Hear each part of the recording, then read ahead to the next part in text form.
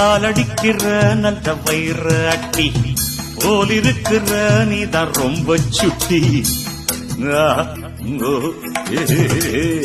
ஆசை வைக்கிறேள் இப்ப ரொம்ப நல்ல மாலையிட்டதும் மாறக்கூடாதுன்னா பூணூலை சாட்சி பொம்நாட்டியாட்சி ஸ்ரீகிருஷ்ணன் நல்லடி. இப்போது பாப்பள் எம்பெற்ற கேப்பாள் பின்னாலே என்ன வேணா ஆன போதும் இங்கு ஆத்துக்காரி ரொம்ப கண்ட்ரோல் பண்ண கண்ட்ரோல் ஆகாதடி.